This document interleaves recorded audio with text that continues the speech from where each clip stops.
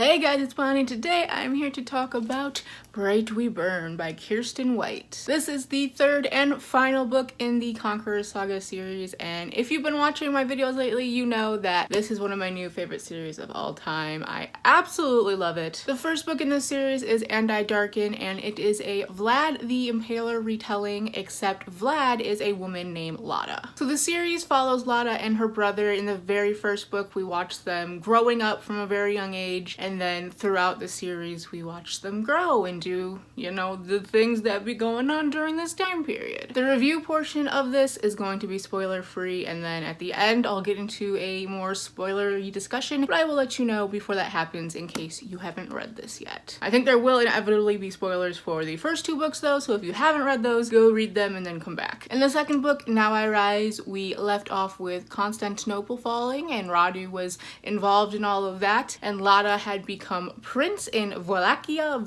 I listened to the audiobook, but I still can't say it. Going into this, I really had no idea what to expect. I mean, obviously this is based on history, although obviously creative liberties were taken. But I don't really know much about this time in history anyway, so I really had no idea what to expect, except that I knew it was gonna stab me in the heart in some kind of way. And oh my god, this book was a roller coaster, y'all. I gave this book 5 out of 5 stars. I don't know if it's my favorite in the series. The first book might still be my favorite, but this is a close second, if not tied, because it was phenomenal. I wrote my notes in my journal, so I'm gonna hold her now. So let's start off with the plot. First of all, I think the beginning could have had a little bit more of a recap for the second book, but was I able to pretty much jump right in and not feel too out of the loop? Yes. So this book is very heavily focused on the politics between Radu and Mahmed and Lada, and normally I'm not someone that enjoys a whole lot of war or political talk in books, but this book, the way it is written is so fantastic that it keeps you on the edge of your seat the entire time. Something will happen and you'll be like, oh man, that happened, but then something else will happen to contradict that and you're like, oh my god, now that happened, and you just don't know when the flipping and flopping is gonna end because it just keeps going. Every scene I was like, are we out of the woods yet? Are we out of the woods? I don't know. A lot of times with finales, I feel like they kind of lag in the middle section of the book because the first part will always be, you know, exciting, getting into it from the second book, and then the finale is always really explosive typically. But this book was so good during the entire stretch. The middle had some of the most exciting parts of the entire book. It is just such a well-constructed and intricate plot you don't see in most YA books, not like bashing YA in that sense, but it really does read like it could easily fit into adult historical fiction. Something that I noticed when I was reading is that I kept picturing it as like a series on HBO, not exactly Game of Thrones because obviously that is fantasy and this is not, but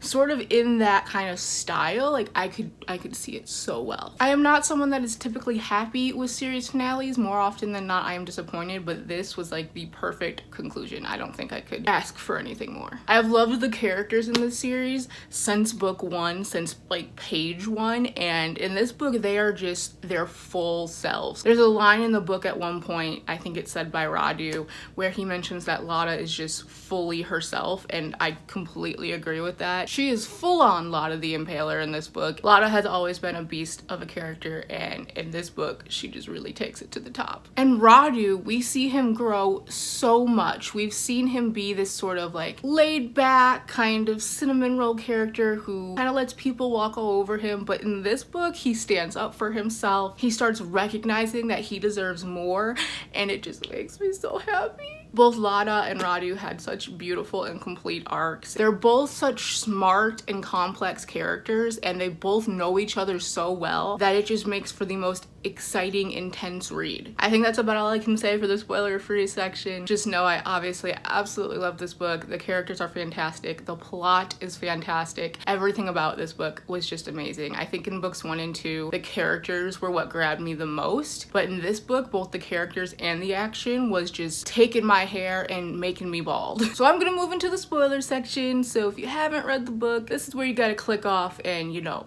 go read it. So I just have a bunch of random notes here to talk about spoilerly things, so I'm just gonna kind of talk and see what comes out. One of the things that really got to me was when Nikolai died. A lot of the times when I'm talking about this series, I really only talk about Lada and Radu because they are the main characters and they are the most standout characters, obviously. But one character I've always really loved, and I thought if Lada was going to have a romance, I would like it to be with him. That never happened, but Nikolai, her soldier, her like right-hand man, always doing the most, always being the best. At one point they're basically getting shot at and it says those bolts had been meant for her. The first he had taken on accident as they turned toward the falling bridge, but he had taken the second on purpose.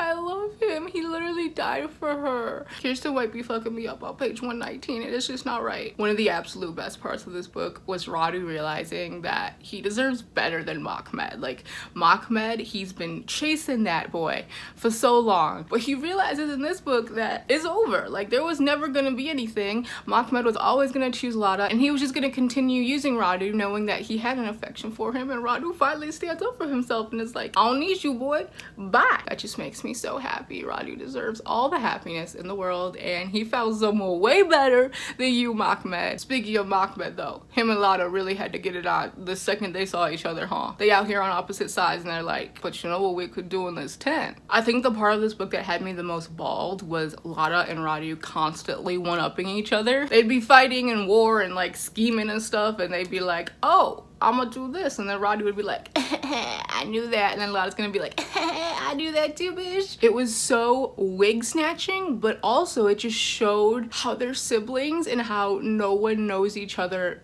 better than the two of them, even though they've been separated, even though so much shit has gone on and they've changed so much, they still know each other better than anybody else, and my heart soars. That Lada, Radu, and Mahmed reunion when they were all three finally together for the first time, oh, that was some tea. Something I thought about when I was reading this series is I remember at one point, I don't know if it was throughout the second book or the first book, Whitney had said to me that for a Vlad the Impaler retelling, there's not a lot of impaling. Kiersten White said, how about 20,000 steaks with heads on it? Lada really did that shit, huh? When Lada got held hostage by that bitch Matthias, proving that the only good Matthias is right there. But her in that cell fighting all the guards, amazing. I stan a woman. Something I didn't even realize until it was pointed out to me is that Lada was feeling sick when she was in that cell and she was like, I think he's poisoning me. But the bitch was pregnant with Mahmed's baby. Oh my. She just said, hey Radu, want a baby? I don't. Everything at the end of the book just had my heart like shaking. I kept being like, is it good? Are we good? Are things gonna be okay? We got Radu and his lover Cyprian being happy together, and Nazira and Fatima, and they're just happy, raising Lada's baby as their own, happy off in a little cottage somewhere. Oh, it made me so happy. And Lada's daughter wearing the necklace that she always wore that had Radu's the thing that he gave her from the wood area where he found her because he knew her better than anybody else. Oh my god, I'm so emotional. Lada's baby really was into knives, huh? She really had them genes. And then we get that 17 years later. Oh my, I was shaking. I was like, Lada really lasted for 17 years. What a woman. And then we get that final look at Lada's gravesite where it says Prince, and then Radu carves in sister, dragon. I was crying. I was emotional. It was so perfect. That wasn't even a discussion of spoilerly things. That was me just screaming about all the things that happened in the book. But honestly, it was such a good finale. I have not read such a good finale in a very long time. If you haven't read Bright We Burn, well, I don't know why you're here, because you just got spoiled. So if you want to talk about it with me, please hit me up, because this book is everything. Thank you for watching. Sorry this was so rambly. I just love this book a lot in this series, and it was a perfect ending. I'm so happy. All right, see you guys in my next video. Bye.